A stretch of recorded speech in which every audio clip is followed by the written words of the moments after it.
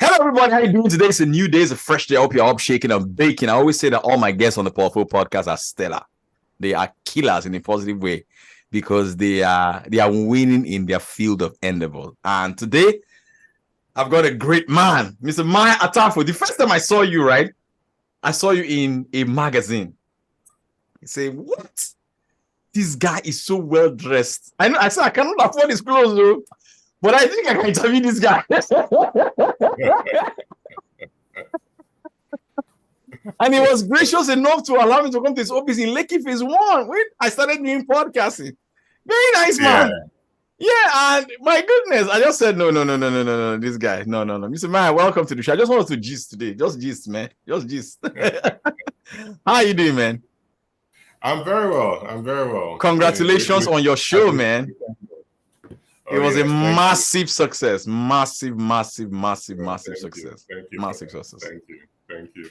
Mais, I want to ask you a question. You work in British American tobacco in your past. You've got a sales background, and you found yourself in terms of making beautiful clothes for men and women. Has that experience from that with the sales background, off the back of that, did that help you in any way, shape, or form? Oh yeah, definitely. I keep telling people that what I'm doing now is still marketing and sales, as you may put it. It's just has just changed from Guinness or from tobacco to clothing. I see. But it's pretty much still the same thing. You still zero down to who your target audience is, how to communicate to them, how to make them come back again.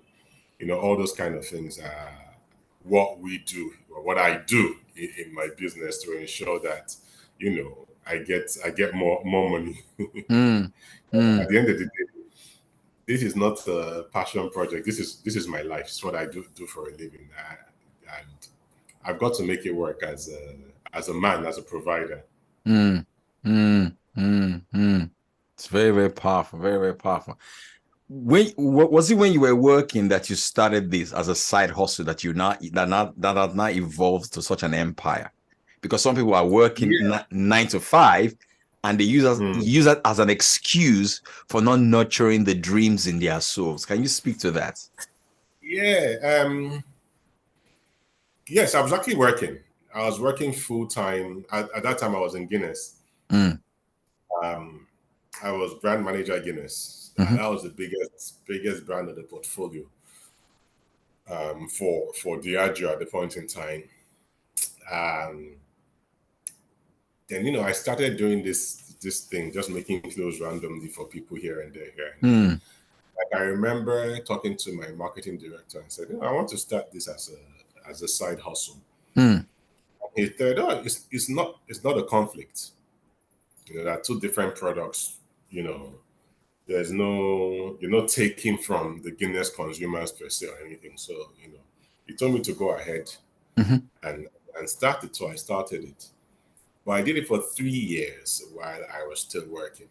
And those 3 years were probably, the very formative years for the brand, to be honest. And also a bit interesting because, when people realize that you're doing one thing and doing another, and you're doing both of them quite well, people kind of like want to affiliate with you.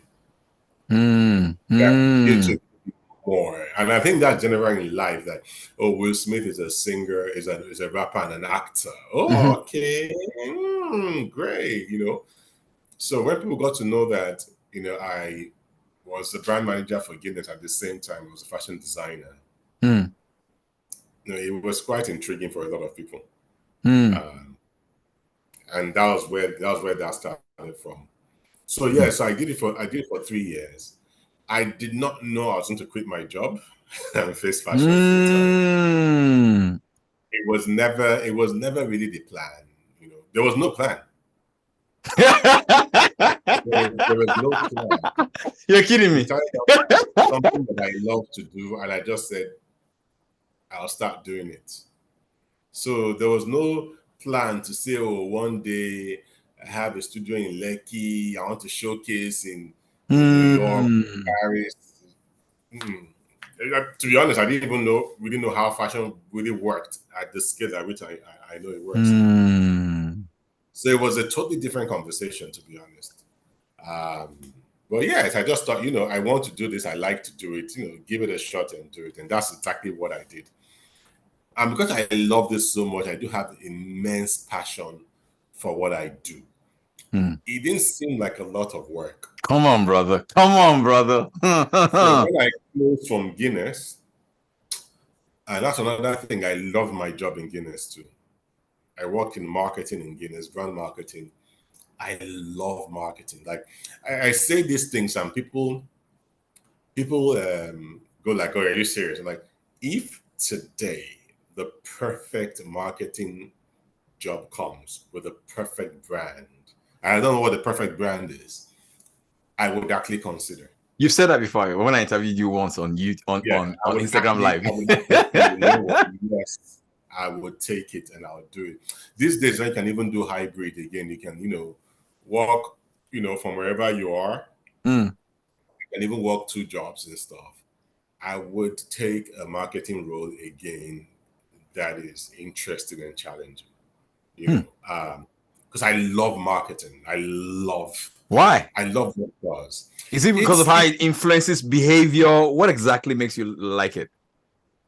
It's like, I mean, for someone that loves advertising and marketing so much, I just started watching Mad Men. Oh my goodness. I like that. Yeah. It's the whole idea of birthing something, an idea or a product or something that has no meaning and creating into a brand.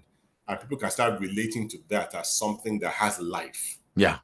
I think that's powerful. It's very godlike. It's powerful. So That's deep, for man. me, that's what I do with garments. It starts from a sketch on a sheet of paper to mixing clothes together, and someone says like, "Oh my God, this is beautiful!" Like it started from nothing. It started from the thin air. So in terms of creating brand or product development under brand marketing, then saying the brand is going to be called this, I'm going to use this colors for the brand, and this is brand speak, apart from the fact, if you're not even birthing it, if you are going to manage it, so you have to birth, and you're saying, I want to use this as a platform to communicate what this brand is about. Yeah. And I want to push that. It's amazing. It is so amazing. And watching people change behavior. Yeah, because of that product. Come on, I get it. The message of the communication you have done. Yeah. It's beautiful. You sit down and think of it's like the same. I think creatives are all almost similar. It's like you sit in your bedroom and you make a song. Yeah. And the whole world just can't stop. And makes the whole country dance in a certain way. It is so powerful. Yeah, it is. A joke in your bedroom now. It's comforting people. People are loving it. People are describing your thought process and what was literally a drop of a towel. But now it looks like there was this whole big thing. I love that. So I think my core is, in my heart, is like creative direction in general. Anything that has to do with creative to direct something into a certain situation or change people's behavior is what I love. So when it comes to like putting up a great event so people can experience something, I love it. Branding something, birthing something.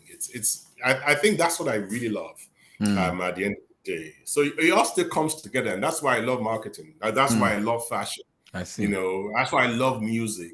So like all my passions kind of like align in the things that I love. So yes, it's an innate thing for me. So that means you're really lucky how there's an alignment in your in the things that you love. Because there's music in your fashion business, there is marketing in your fashion business, so you get to yes, and then you have the opportunity to sort of like release all of the creativity that God has endowed you with using the vehicle that he has given. That it is. Because at my You rightly said it, because at my fashion show, when we were done, Mm. people called my strategist and was asking us, so what experiential agency helped you put the show together? And he's like, Mai did it. Like, oh, I get he did it, but like, what agency got the people together? She's like, so that they can copy you. And I think people understand that an agency does that. I said, no, we call the light guy, we call the stage guy. I designed the stage. I did the floor plan for the whole hall. I decided it was going to be 800 people sitting front row. I designed the size of the runway being 12 feet for the first one. The other ones are like 4 feet wide. It was like that because I wanted it to be 4 feet wide so the people are closer to the garment. This guy is wise, man. Yo. For photography and for video. So when you're getting the video, you have a big background. I designed the fact that the runway will float into the stairs and float into the stage and it all be white, down to the left and the right flank. The experience should be wholesome for people. I thought about what would happen when the last model has gone past the first row. You were in that detail. Yeah. If the last model goes past the first lane and turns, it means that the first person sitting on that lane, we have nothing to look at for a good 2 minutes and 40 seconds. And what would they be doing for that 2 minutes and 40 seconds? And that's what every other person would experience. Do you get what I mean? Yes. If nothing happens. So I had to overlap the fashion show with a music performance. So when this person doesn't see anything, he's now watching music performance. I love this. He's engaged. This is beautiful. And that will seamlessly work with the lights, because once the models are done, the light goes dark. Whoa. And there's a different angle to push your concentration now towards what's happening on stage. Whoa. And when the light comes up again, now you know that the fashion is going to continue. And that is in sync with the music, because the music changes for every segment of the show. So it was somewhat described as a truly multisensory. Really. I had to think of all that detail. And when I say think and execute the detail, it wasn't something that was mind-boggling me for days. I did it in 4 hours, 3 hours, or 2 hours with Post-its. It was like with Post-it notes.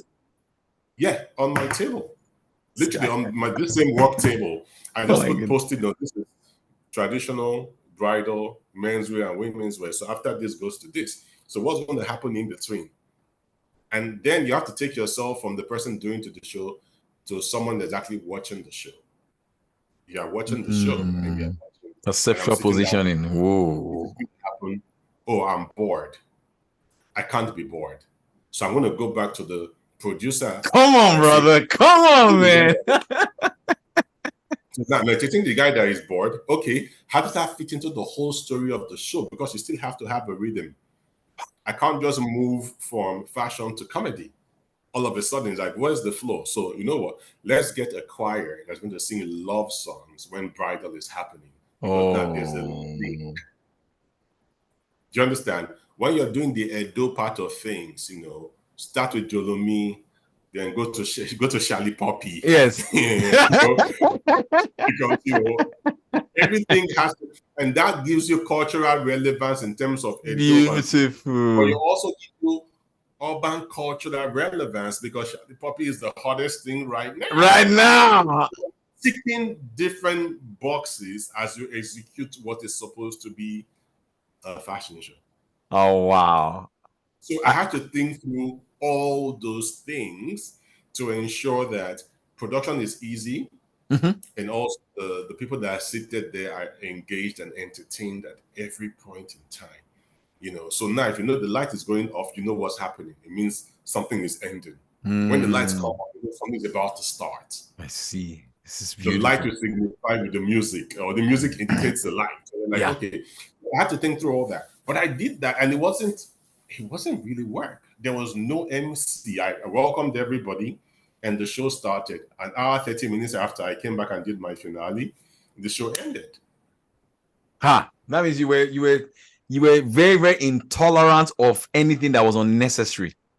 Yeah. Because Radical intolerance. people always say you plan for just in case. I'm like, there's no just in case if you plan well. Come on, man. Come on, man. There's no just in case if you plan well. I mean, the just in case an earthquake. Okay, great. We have no control over that. That's why you use a venue that says, I'll give you electricity or I'll give you generator 24 hours of the day. 24 hours when you do something. Okay, so power is not going to go off. Yes. So the only thing that happens is a madman jumps on the stage. You have no control over that.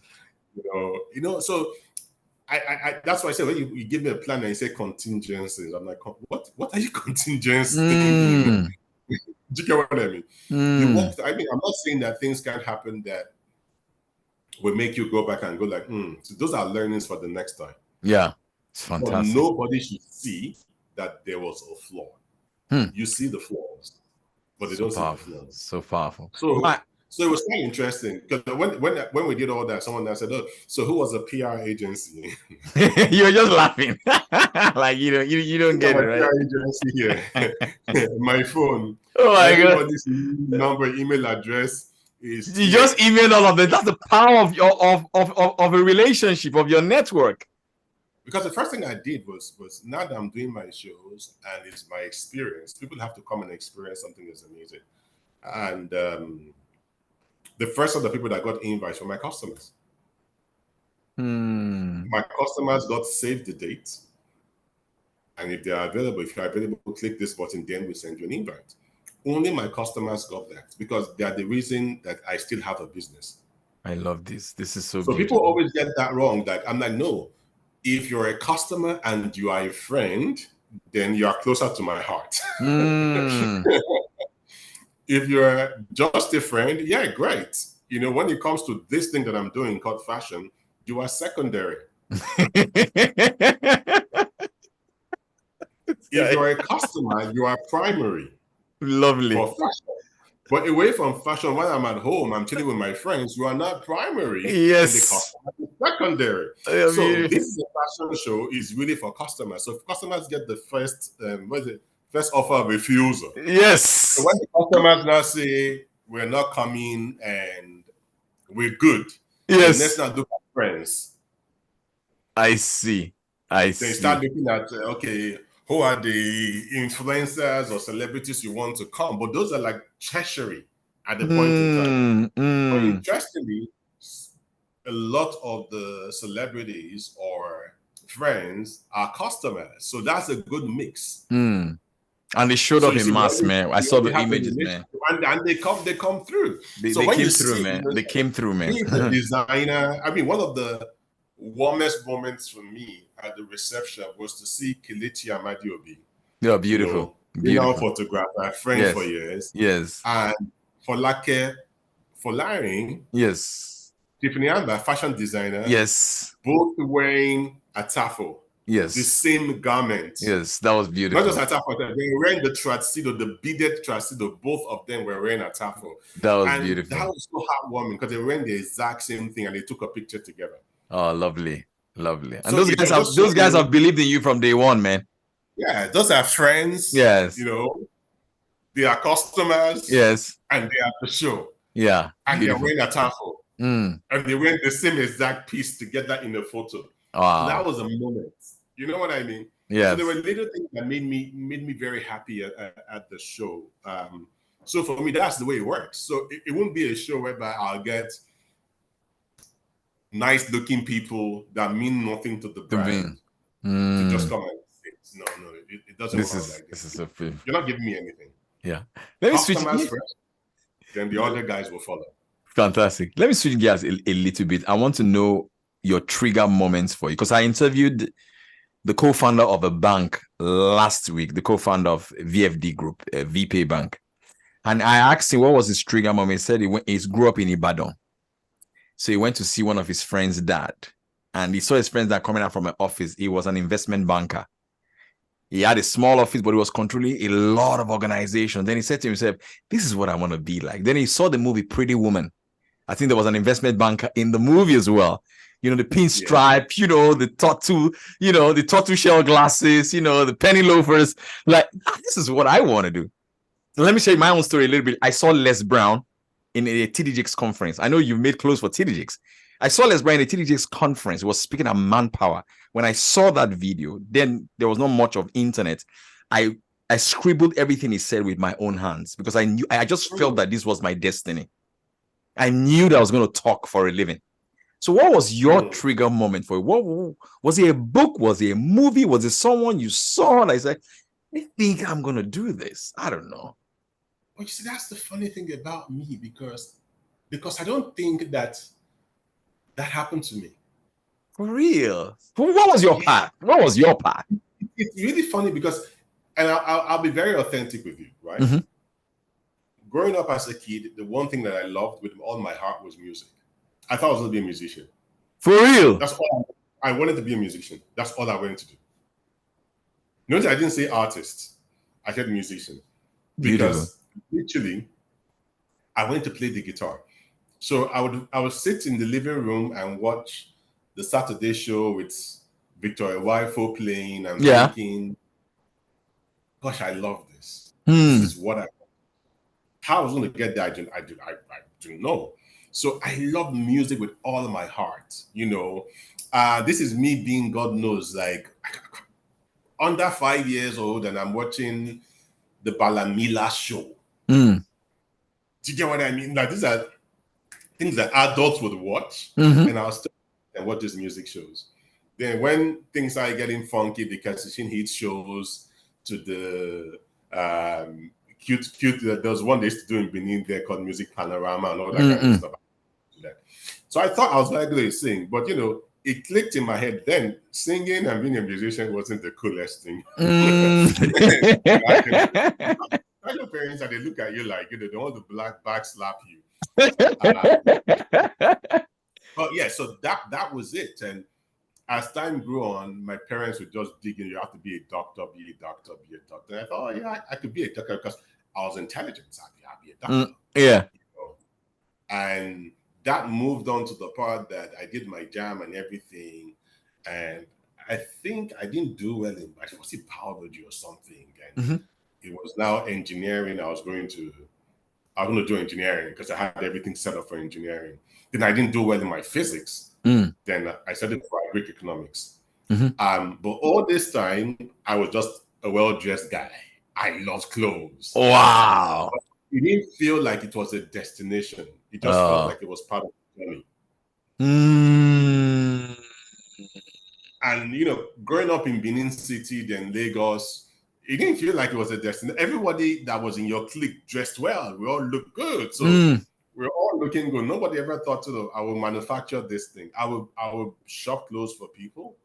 But it wasn't anything that I thought people made a living out of this thing per se. I made any sense, And that's how life went on. So there was no moment I was thinking, this is what I want to be in this. And when I school in Nigeria, I went to the UK to study. I studied information systems and technology. That's when they had the .coms and the .com bubble busted after school. There was really nothing to do with my degree. And I'm thinking, okay, since I can't be that tech guy anymore, programming, then it was C++ and Oracle and all that gibberish. What am I going to do next? And the chance came to come home to work. And I think that was quite interesting because, you see, that's the power of having people that are older than you and they can actually see you. That was a pivotal moment for you. Because I went for that interview. And I remember clearly, it's like, this is how bad it is. I remember the guys that interviewed me from British American Tobacco, Victor Banjo and Victor Zinwa. They interviewed me. And to be honest, bro, in the first 10 minutes of the interview, we were yelling at each other. Why? It was an argument. Let me be like, it was an argument. It wasn't Why? Because Vitus, who is a very intelligent man, was actually poking me to see my threshold. And And this was in the UK, because I was in the UK then. If you want to come back, why don't you just come back? Why do you need a job to come back? I'm like, because I need the money. It's like, if you have ideas return to money. So go home and share your ideas. I'm like, this is just easier said than done. That, you know, we're going back and forth. And I wasn't buying his opinion, his point of view. And he goes, okay, that makes sense. All right, let's start the interview.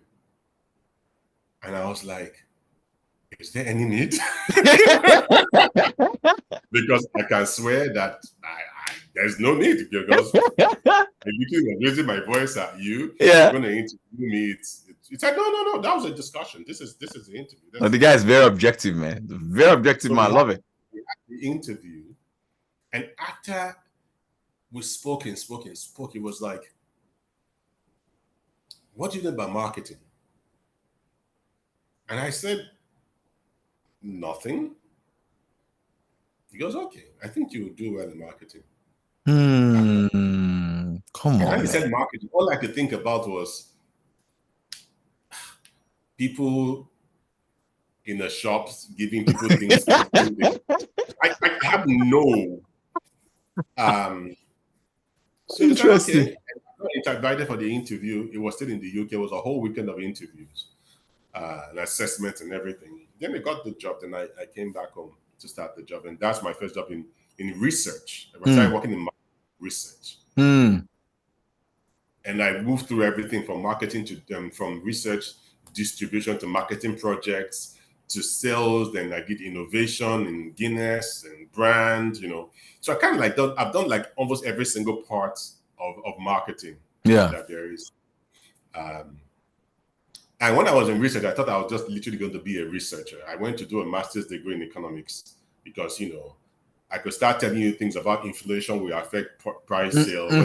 Take price up. I was that into the numbers, you know, macro and microeconomic indicators, how increase in fuel will affect the price of the cigarette, and by what point you have to increase. I knew all that was my zone. So I thought, okay, this is where I'm going to be. I went to do a master's degree in economics in the University of Vegas. Then when I moved to projects, I was like, oh, this is interesting. I like marketing projects. We're doing this whole new customer relationship management solution that we're building pan Nigeria. Yeah.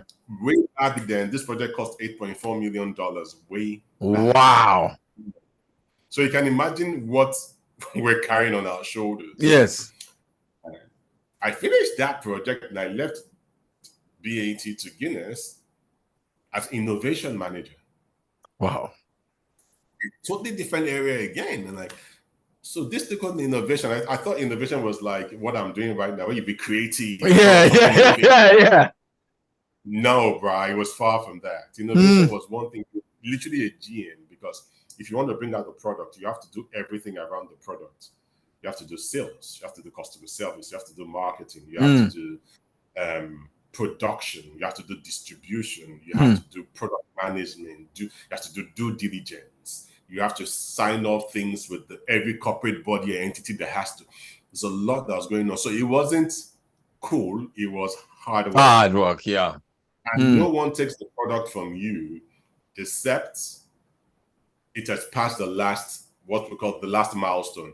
Then the brand guy will now accept the product as a brand that they want to manage. They don't accept it, you keep managing it till they look at it as profitable enough, or they want to manage it. So I had to do that innovation. I'm like, oh, this is good. I know how to. So it was innovation and renovation, where you can actually make money from the business by just doing a little tweak. One of the things I did was I changed Gordon Spark then from a foil. Then he had a foil over it. Yes, I remember. Yeah. And we just made it a crown cork and a label. Yeah. You know, then it was saving the business about £350, 350,000. That's slight change, increased sales significantly, right? Yeah, £350,000 a year. That was what that thing did, just little change. Slight change.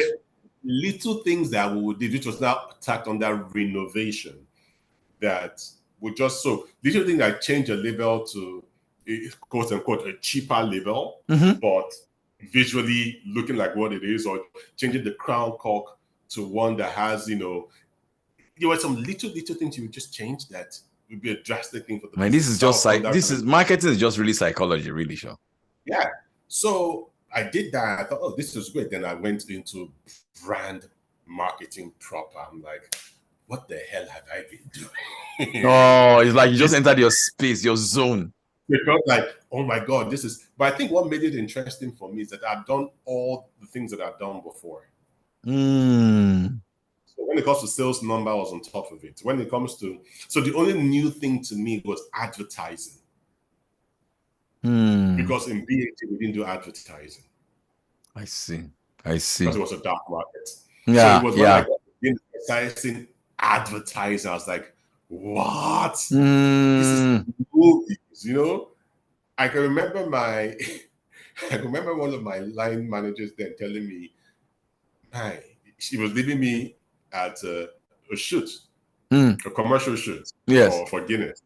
And she was flying to England. And she said, Mai, remember, you are not the director. Why? Because you were so in it, right? Yeah.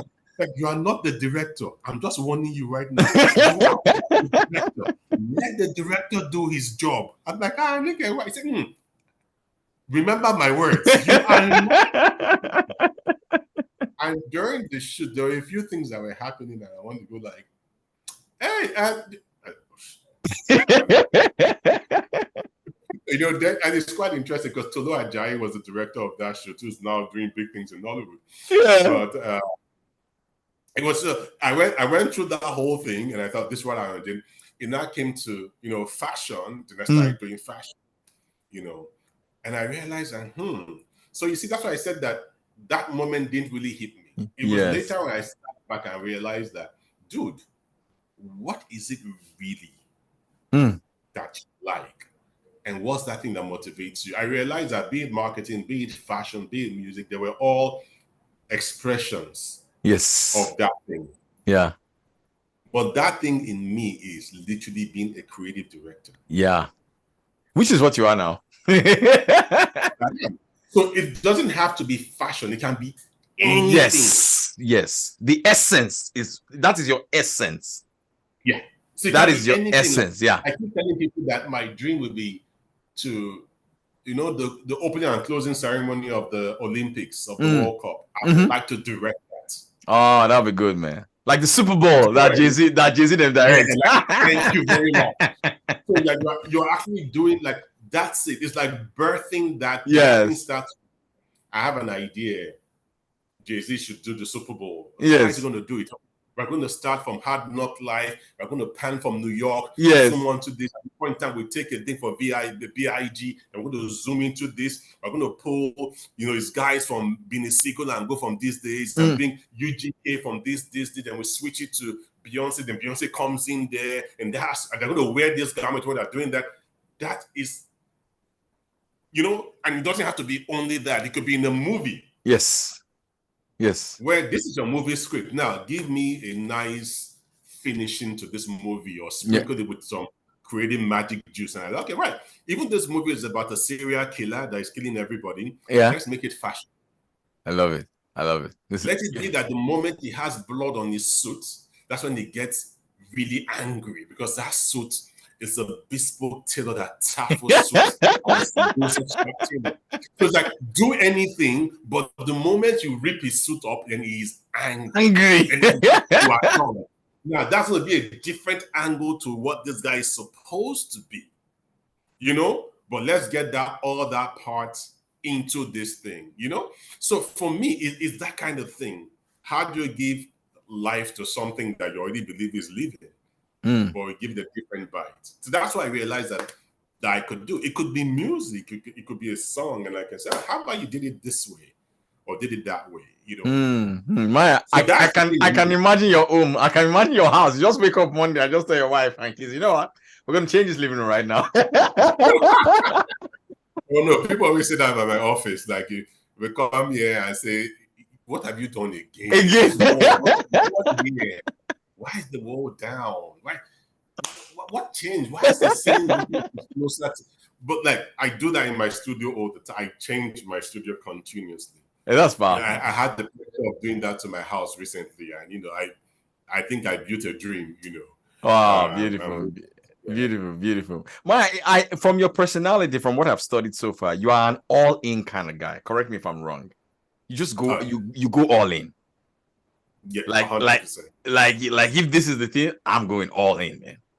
You remind me of what Charlie Munger said. He said that when you have the advantage, bet heavily. Ah, yeah, yeah. So I totally how does agree that with help? that. How does that help your fashion business? Because you've given this in everything, and the people that started with you about the time you started, they're no longer in business. How have you been able to reinvent yourself and going all in like that? I think that even giving those other guys credit is that they were all in too. And sometimes when you're all in, you're blind. Oh man! Oh my God! My God! Now I have this. You See when it just hit me, I when, shouted, when, "Yeah, no, but Jesus!" it's true because I think that everything is like a funnel. Hmm. When you're at the top and you're at the beginning, you are in this deep, you are seeing everything around you. But you're going deeper and deeper, then you're seeing less around you. Come Then when on, you're man. at the tip of it, you don't see anything. But in your Hmm. mind, nothing has changed because you Hmm. are, this is sharp precision, So you know. how do you break that level of all in all so that you So can what I get a tell people is perspective? that there's something you have to recognize about yourself, no matter where you are in your journey, Hmm. especially when you're at the top, right? Never believe you're at the top. Hi, Jesus! You can't read the label when you're inside the bottle. Even if you're at the top of your game, Come on, right? man. Come on, man. Look around. Hmm. Somebody is doing something that you are not doing. Come Somebody is on. doing something better than you. So look around and learn. Because for me, I did my fashion show. I was the first show for the Lagos Fashion Week. But when they were the other shows, I attended two of them. Hmm. I went down and I watched all the designers. If I wasn't watching it physically, I was watching it on my phone Hmm. Hmm. because I'm also a student of fashion. Hmm. The best teachers are students. Oh, Jesus Christ. This guy is deep.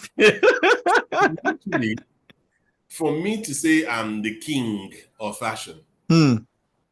right? That means that you must have seen every other person and you have conquered. Hmm. Now, if you have not seen them, how do you know you're king? Come How do on, you know you're brother. better when you have not even seen you have not seen good? Neither have you seen best, but you said I'm better than everyone. You need to see what is around you to say, well, that kid is fire. Hmm. Kid is good. I want to make friends with that guy. Hmm. I want to just know why he thinks the way Things, he the thinks. things. Yeah. Yeah. Yeah. Yeah. And to him, it may be absolutely nothing. He's probably Hmm. even looking up to you like, oh my God, you're this. The boss. Hey, Chama. You want to Odogu. have a conversation with this person and you are ignited. Hmm. Because they have a different perspective. And I see this in many different ways that in life in general, that's why everybody likes to target the early 20s. Hmm. Because that's the pot of creativity, that's the pot of everything. When we were that age, we're the hottest things in town. We're the most Yes. dangerous. We're the Yes, most sir. fake. Yes. We're the most ambitious. We're the most this. Yeah. Then when you move away from that, the next set come into that space, they are. Now, what happens to the guys that have moved away keep saying that, oh, my time was the best. No, your time Hmm. wasn't the best. The time was your time. It's The best time is evolution. the time of the people that are in the middle right now. Wow. It's like never Wow. diss a Timberland boot because you wore it, you have moved on. And The other someone guys is, are waiting. yeah. Oh, this thing, I wore it in my days. No, Those are they have classics to experience the Timberland boots themselves. themselves. And say, Yeah. you know what? I am moving away from Timberlands. I'm going to go into shoes now. I'm going to go into formal shoes and stuff. But they have to experience Timberland boots. They have to experience the Converses. So they know that this is my time. So don't tell anybody I did it and it was no value. Don't do it. No. Let them do it. And their motivation is different at every point in time from your motivation.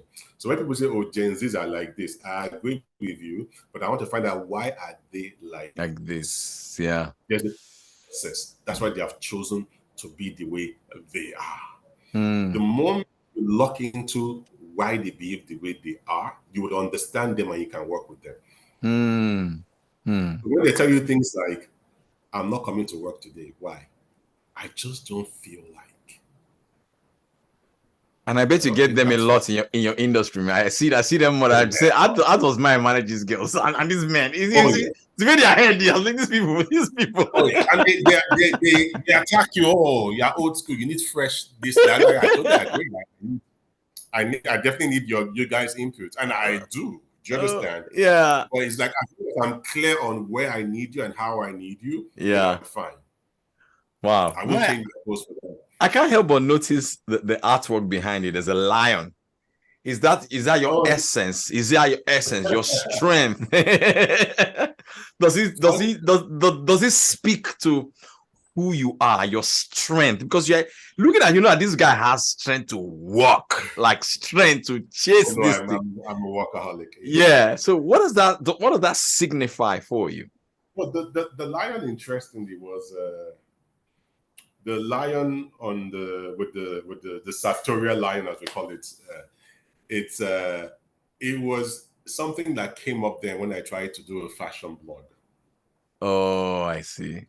And it was called Jungle Gentleman. So Jungle Gents was the name of the blog. And the idea was, it was style and elegance for the African man. Well, if you're African and you're a classic menswear person, it was meant to be a blog for you. Then when we had blogs. Yes. And I started off, I'd done a few logos, and we landed this guy with a lion head because I said jungle gentlemen were men from Africa because, we were from the jungle. We're gentlemen. We're dressed in the way, but we keep our jungle extinct in us. But the flip side was that I love fashion, but my fashion was so intense. And my expression of my fashion was more like a clash in the jungle, and what we're seeing was the actual expression of it. So that was Jungle Gents. But I had this amazing artist by the name of Yombaz. Going to do a painting for me. He said, I want to do a painting for you. I said, you have to do something that has meaning to me. And I shared this idea with him, was like, dude, I got this thing. And he went ahead to paint a lion's head on my body. That's an actual picture of me. So he sketched out the picture with my signature hand fold. Yes. Absolutely. Like, I can relate to you saying if I have a lion essence, but for me, it's about. So I think I could say it's about winning, but it's about being the best that you can be at every single stage you find yourself. It may not be the best overall, but at the stage you find yourself, be the best that you can be. And that's it. I mean, give yourself a fighting chance in life, pretty much, to do what you need to do. Yeah. I know you're very busy, man. So we're going to wrap up the conversation. How do you handle situations or deals that don't go the way you expect them to go? It's going to be very hurtful. I give an example. Last year, I was supposed to do a training for a company. I felt sick, so I couldn't fly into the city to do the training. And the client says they want their money back plus the flight tickets. Man, it wasn't easy. So I refunded every dime. But you know the funny thing, as a salesman, always a salesman. I called them recently. I said, you know what, I'm going to be in Lagos, for a couple of days. Do you still want the training? They say, because of your integrity, you refunded our money back to us without asking any question. We'll book you in there. They just paid for me to come back to do that training. But it was very hurtful. It was very tough to handle. How do you undo those times in your business? Because people look at it and say, mine doesn't have any problem. It's a lie. How do you undo it? You see, I think that when people get to know me, they know that I have a very easygoing, jovial personality. And I think that a lot of people have trampled on that. But I don't let it become a sore point because people have taken advantage of me numerous times. Numerous times. Sometimes I look them in the eye and we both know what they have done, but I move on. So when it comes, I'm going to break it down into different places. So when it comes to friends and relationships, there's something that I learned is that you only get disappointed with people or people's behavior based on your expectation of them. It's your expectation, not their behavior. Because you expected them to be cool. Now they're not cool. That's very stoic. Very stoic of you, man. Yes. Very stoic. So if you're my friend and I expect you to be a useless person, when you are useless continuously, it's fine. You're my friend, and I think you're a gossip, and you talk bad about me. I will keep you as a friend. You understand? But I know the kind of friend you are. So I won't be disappointed. So that way, I help manage my relationship and what I tell you because you're this kind of person. It's so powerful. So that helps. Now, flipping on the other side, when it comes to like business and stuff, I think there's something that I have, and I say this thing and I don't say it lightly. I have a strong ability to move on. There's something and there's a situation that I do not have control over. If it happens for good, bad, ugly, and I can't change what it is, I have moved. I literally move on like that. It's a hot, sharp turn, and I'm gone. I do not have the facility to worry. It's beautiful. So when you make me worry, you drain me. So I know that you're bad and I cut you off and I move. I choose not to because it takes me to a place I do not like. So if someone comes and rolls you up a deal of 20 million, 50 million, 100 million naira, right? Once it has happened and I cannot get it back, I move on. Because the truth about it is that you only lose when you have made a great plan with what is not yours. Jesus Christ. So it's like I have no plan for, as I sit down right now, I have no plan for 100 million naira. There's no plan. I have no particular plan for 5 million naira if I get it. So sometimes I'll look at my bank account and like, man, I have some money.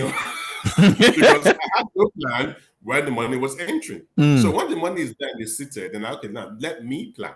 If you know what I mean. Let me do something with what I have. So same thing with business. So many a times I'm dealing with customers and something goes wrong. Oh, we do not like this, that, and I'm like, we're really, really sorry. This happened this way. This, that. Would you like a refund? Lovely. That's good. And sometimes they go like, they're even shocked like, oh yeah. I'm like, oh, that's fine. We do apologize. We couldn't satisfy you at this point. But I hope in the future you will still engage us. But for now, that's your money. And this. Sometimes, and they are still ranting like, I'm going to take this to social media. You will hear the last of this, and like, boom, the money just comes with a strong apology again. You just feel like you're taking the sale of their very powerful. Like, you just disarm them. Literally. It's powerful. So in terms of me losing or giving it back, I'm thinking that that's part of life and it would happen. But what I also realized that because of that, I'm not mesmerized by money. I'm not mesmerized by money like that. So it's like someone tells me, this deal of 100 million, let's jump in and run to Abuja. Nah. People say it's a sign of not a good businessman. But I think it's a sign of a man with integrity. Everything I've worked for and I've earned. So, and that's the way I say, and this has happened from my early days where people are doing inviting musicians to come and perform when I was in marketing. And yes, I remember those days. Yeah. 3 million, 5 million. I said, dude, give me back 2 million, give me back 1 million. I never did that. I signed a lot of guys for ambassadorship. I paid guys to perform, never did I say, dude, my cut of your money is Mm. this. Or because I gave you this, you should give me this in return. Never. And So that good. has been the basis of my relationship with many of these guys. Up Because until now, yeah. up until so tomorrow. Till tomorrow, yeah. Over the You know what I years. mean? So I feel like if you do not have so much attachment to money, because one of the rules I live by was if it's not in your hands like this, it's not yours, even though you have worked for it, even though you have slaved for it, even though it's destined to be yours. So your end of month salary is not yours until it is in your account and it is seated in your account, then it is yours. So powerful. The Buddhists So said that. Go ahead. it is not guaranteed. Nothing in life Life. is the only thing that is guaranteed to you in this life is death. Nothing else is guaranteed. Because I've seen people that have built things that are really big and they've lost everything. Yeah. And I've seen people that have nothing and become something. Do you know what I mean? It can happen like that. It could be hard work. It could be. So when people say, I want to blow, I want to be like this, I'm like, dude, you want to be like the expression of the person that you see. But if the person opens up his heart for you to go in and see, like that, keep it. Keep it. I really do not want to be you. I do not want to. I have this thing that everybody should be. You may just be the best version of yourself as you are. I'm not saying do not thrive for more or push for more. Do, but celebrate where you are at the point in time. So beautiful. Because life is an ecosystem. Yeah. For me to be rich, somebody's got to be poor. Yes. For me to be intelligent, somebody has to be dumb. Yes. Like you say, like you say, this life is not balanced. It's not balanced. It's not balanced. Do you understand? Yeah. And that's how life is going to be. So you can decide to help people, as much, because I don't believe that there's a payback. Somebody once said, when you help somebody and expect something in return, it's a strategy. No, it's not. When you help somebody and expect nothing in return, it's kindness. It's kindness. It's beautiful. It's beautiful. So I would help and I will forget I helped. Yeah. It's a very good place to be. You know what? More than 80% of the time it comes back. No, but it's just how it is wired. On your point of being attached, there's a Buddhist saying that I always tell my children. They said that attachment is the root of all suffering. I'm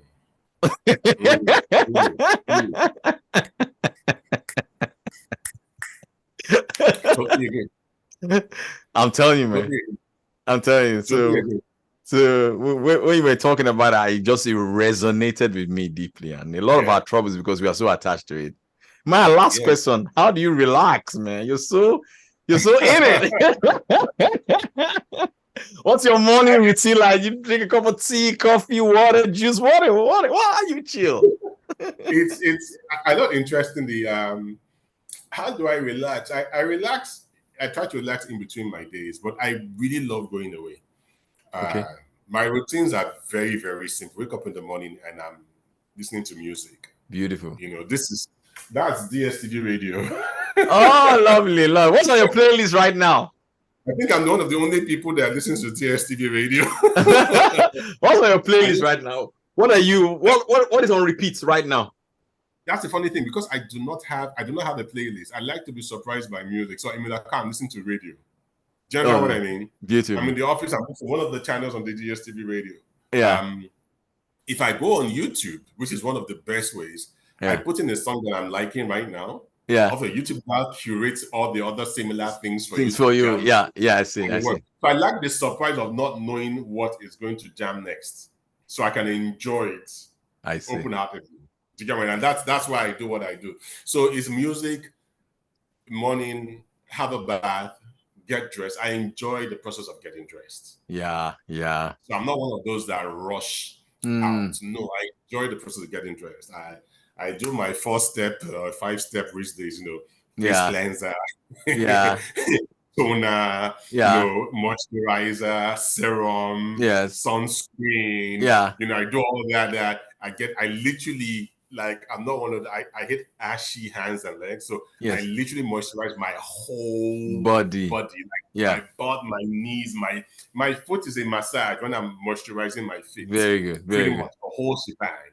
Wear my garments, look at myself in the mirror again, wear this piece, look at myself in the mirror. Like that's my little vanity moment. Then step out. I think I have a mirror on every floor of my house. So, I like that. I like that. The mirror here. Walk downstairs, another mirror here. Before I exit, another mirror in the kitchen. Yes. Check myself out. Okay, now I'm looking good.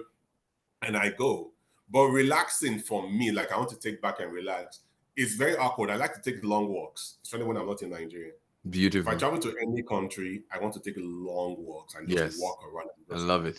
I love to walk around shopping malls or shopping streets and stuff. Yeah. I'll go into a shop, look at it, try to understand. It's always what my question is always why? Why is the mannequin suspended in the ceiling? Why is it not on the floor? Why is this? Why is the color this? Why is this design like this? Why? I keep asking myself, why the whys? And I just take long walks, sit down, watch people, watch behavior. I really, really enjoy that. And I love listening to music in different places and very serene places. So if I'm in a nice hotel that has a great view, I want to listen to music and just watch. Oh, beautiful. I So love it. The same song with a different view means sometimes gives a different meaning to it. Does. It does. And I realize that whole thing changes your perspective. Yeah. So if I sit in my office all the time and I'm facing somewhere, some days I take the chair and put in the other part of the office. Yes. I sit down there for the day and just watch. Like now I'm watching myself being the boss. I'm saying, oh, so this is how they see me when they're walking. I need to rearrange this because I know what I see. I like it. Yeah. Beautiful. So when people always ask me, oh, do you think what I do? They ask me my perspective on what I do. I do not know. I say, ask the people because I do not see what I do. Like, how was your show? I'm like, I do not know. I didn't watch it. Ask the people that watched it. Beautiful. Because it's their opinion that matters. So for me, relaxing is doing that. I love watching TV. Now I'm into interior design shows. Yes. I watch those a lot these days. Beautiful. My interior design perspective is from a functional perspective. Tell me how you're living your life. I can design your house for you to actually enjoy living in your house. Because your house is your sanctuary, which is what I've done with my house, and I totally enjoyed it. I changed my whole ground floor to my kitchen. Wow. So when I come into the house, I have this huge ass kitchen because I like to cook, even though my mom doesn't let me cook. But now I have big island. I have a almost an 8-seater dining table in the kitchen, and it's like nice, big, well lit. There's a TV there, so I can sit down in my kitchen and actually have a blast. Lovely. Go up to the top floor. Nice airy living room. I have my own den. My den is for my PlayStation. Even my daughter has taken over it right now. That's my little space there, to do what I want to do. But I enjoy being in one place, just being by myself, listening to music, watching movies. Actually, lovely. A whole lot. I don't catch up with them when they're new. Yeah, I catch up with them when I catch up with them. Like I said, I'm just watching Mad Men now. Can you imagine? It's very inspiring, though. Yeah. Oh, yeah. It brings your two worlds together, advertising and fashion, because they killed it, man. The fashion game in that thing is crazy. Oh yeah, 100%. If I don't ask you this question, my guys will be angry. What are the classic fundamentals in a man's wardrobe that you've got to have? Your shoes. I want to know the shoes. I want to know the shirts, the tie, the color of the jacket. If I don't ask that question, people will be angry with me. So please. So you made me like loafers a lot, though. You make me like loafers a lot. So I can actually show you my loafer collection, because once they were interviewing you on DSTV, you kept showing loafers. I was like, oh yeah, just loafers, man. I've got tassels. I've got the classic pennies. Yeah. Loafers can cross anywhere. Yeah. So classic for me, if it's going to be a suit, it has to be a navy suit. Mm-hmm. It has to be a navy blue suit. That's if you're going to have one suit for the rest of your life. A good navy blue suit, yeah. If it's one, that's the only thing you have money to buy in this existence as you are. Do not do black, please do navy blue. Navy blue is your first. It's not even black, to be honest. Navy blue. So the one thing is going to be navy blue. In terms of shirt, you can't go wrong with a white shirt. So please, by all means, a white shirt. But then I will advise you that you should try to make it an Italian spread rather than the classic one. So the Italian spread. So this collar shirt, what do you call this spread on the collar? It's beautifully this one done. is actually a classic one, but it's actually very thick. I see. So it's just really, really long. I think it's about 5.5 cm something. So it's actually really, so the normal ones you would buy would like end here. Yeah. But when you have a fuller, it just gives you something. When you have a fuller collar. Yes. Yeah. But the ones I really like are the pointy ones. So they come like there and they're like pointy. I like the pointy ones because it gives your tie a little bit of a definition. So stay away from cutaway. If you have to do just one, get a nice Italian spread, as they call it, white shirt. I used to be a sucker for cufflinks before. Yeah. Now we do buttons. Why?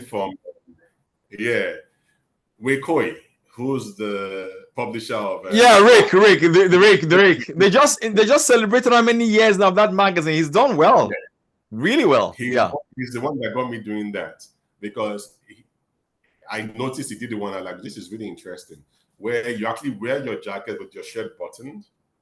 Then once you have worn your jacket, you unbutton it. Yes, it looks very cool. It's very cool. Very cool look. Very cool. It gives your watch rooms, gives your hand rooms, and you can't do that with a double cuff. Yes. With a French cuff. Yes. Cuff. Yeah. So I started doing that more frequently these days. Then with the shirt, white shirt, we're good to go. Then to the shoes. The Oxfords, man. Interestingly, they will tell you that you should settle down and do your Oxfords, because it can cut across everything that you want it to cut across. Yeah.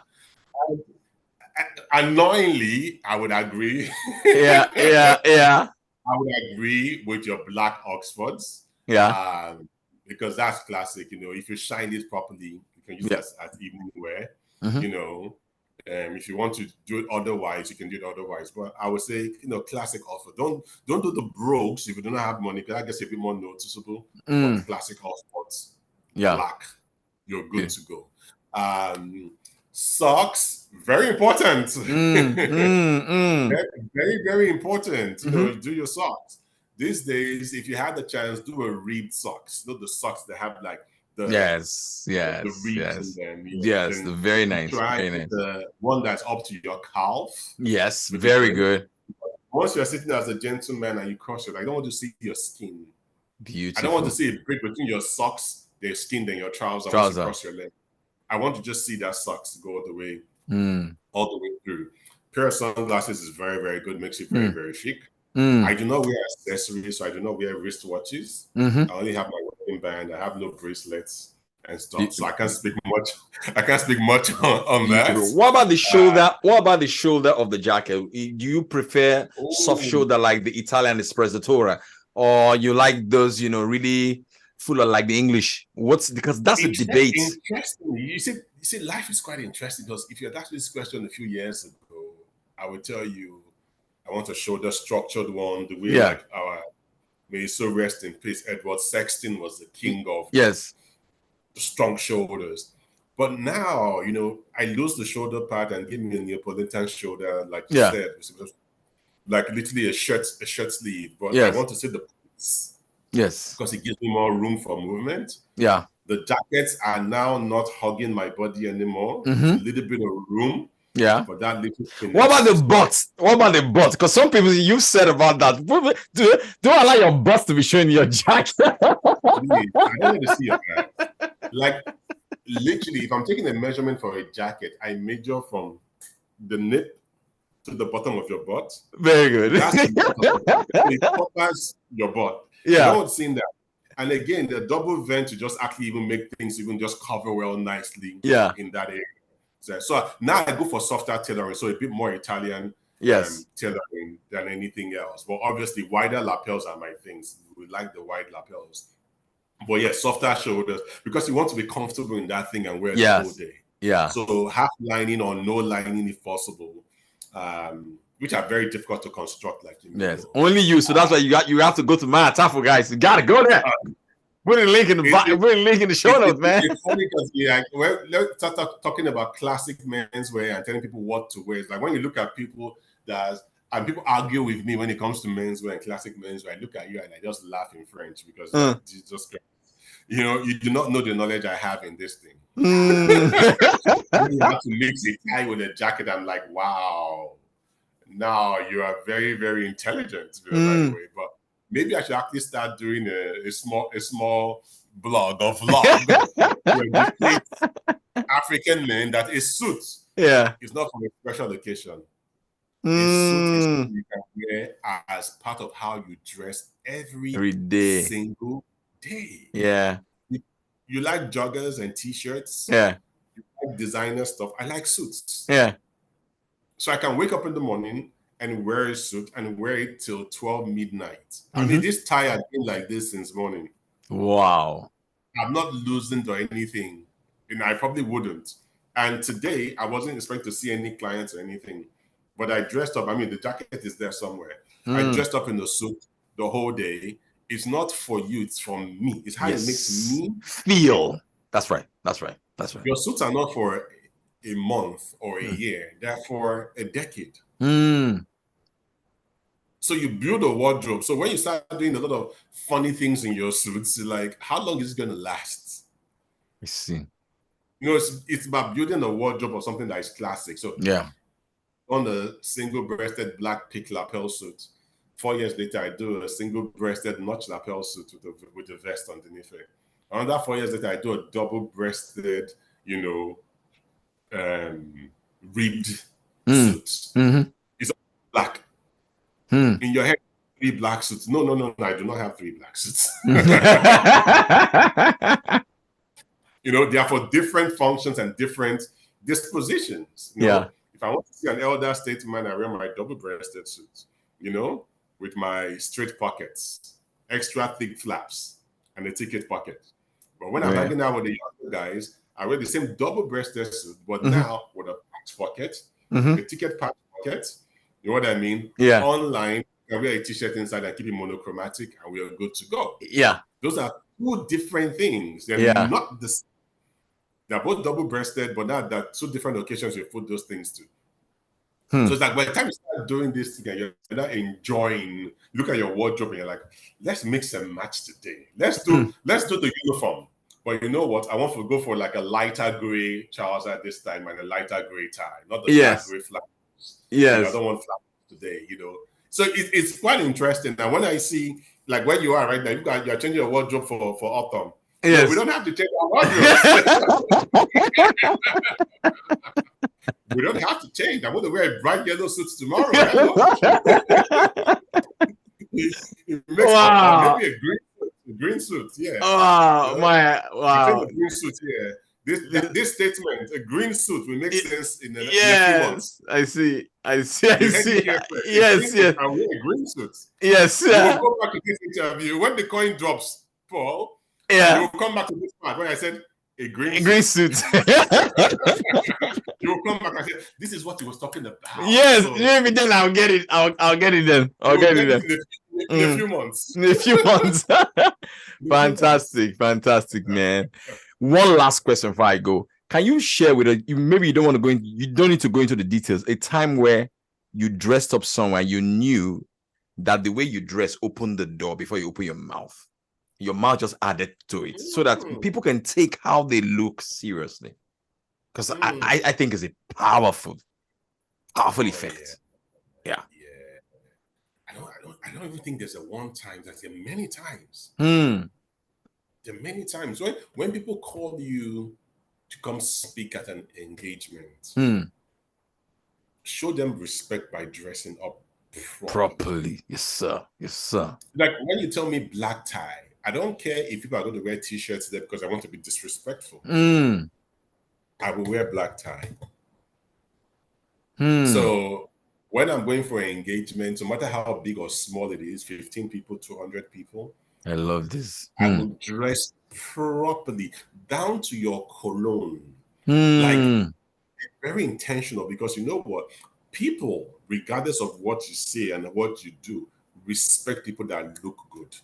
Mai, don't go fast. I tell you what, I went to church on Sunday. So we have a morning service and an evening service. Because my wife went to work. She said she was going to go with the evening service with the kids. So I went with the morning service. So I dressed a certain way. The looks I got in church, I've never seen that about you before. The good morning, sir, in the UK. I was laughing in my belly. I was like, you want to be addressed. My wife now say, hey, today I'm not following you go to church. No, for dress. So what you're saying is really, really true. Yeah. Yeah. And again, people shouldn't get it wrong. It doesn't have to be a suit. It can be a very well-tailored kaftan. Yeah, I'm telling you. Dress impeccably. Honestly, there was a time I went for a wedding. It was in England. I went for a wedding reception. Obviously, dressed black tie. It was autumn, so I was wearing a velvet smoking jacket. Tuxedo and everything. And I had to leave and go to Oxford Street to get something. Then go home from there. Yeah. Bro, with the English people. Yeah. You understand this? Yes. Walking Oxford Street, every single store I entered was, oh my God. Oh my God. So beautiful. For the Englishman to come to out say yes. Yes. From his normal blues, because he doesn't care about anybody but himself. Yes. To come out and look at you and say, you look really good. Middle-aged white Englishman. Yes. And then you definitely deserve it. Yes. Your normal black brothers will meet you and go like, bro, man, you're killing it, bro. Bro. Like I saw a guy and the guy just came back like, I just have to say this, bro. You killed this thing, bro. You're killing it. I'm like, thank you very much. He went away, came back, took a picture of me. Oh, lovely. It's like, it's interesting. It even gives you a line of engagement with people. Yes. And stuff. It's always, it takes nothing, but it gives you everything, to be honest. So powerful. So that feeling of walking and people are just like, you look good. Oh my God, you look amazing. When I was doing all my content in New York, it was the same thing. I dressed up in my pink suit and literally, I saw it. People were filming me. I saw it. It was beautiful. Stopping and asking me questions. One that you are somebody I need to know. Like, what do you do? Are you an actor? No, I'm just I also like the one you were playing Sinatra. Oh my God, that one you're playing Sinatra in the background. Like, yo. It's quite interesting. I actually don't disrespect that at all. I think you should try as much as possible to just dress properly. Yeah, it definitely opens doors. It does. And it does. I lose some kind of respect. It does. Whether you're traveling, I've traveled with you before. I don't know if you remember it. There was a conference in Port Harcourt. You were doing the fashion thing. I was speaking years ago. Even at the airport, this guy was properly dressed. Some when they travel at the airport, they just look terrible, man. Like you, man. Do you know you're a dad? Somebody's father. No, you even find me I have my gray hoodie and track bottoms now. Oh my God! But even if it's dressed down, still you look good. Yeah. Wow, man, this has been a fascinating conversation. It's always fun with you, bro. It's always fun connecting and chatting. It's always a great conversation. It's like beer apologist. Where do people, if they want to get more about you, what's your Instagram handle where they get stuff? I'm going to put it in the show notes as well. Mai Atafo. Mai Atafo on Instagram. The brand is Atafo. Yeah. And don't mistake the two. Yeah. Okay. It's Atafo. It's Atafo __ on Instagram. So check the website. Beautiful clothes in the website. You can actually buy your stuff at the website and get amazing clothes, man. I'm going to stop the recording and then we'll just a bit and then officially the podcast has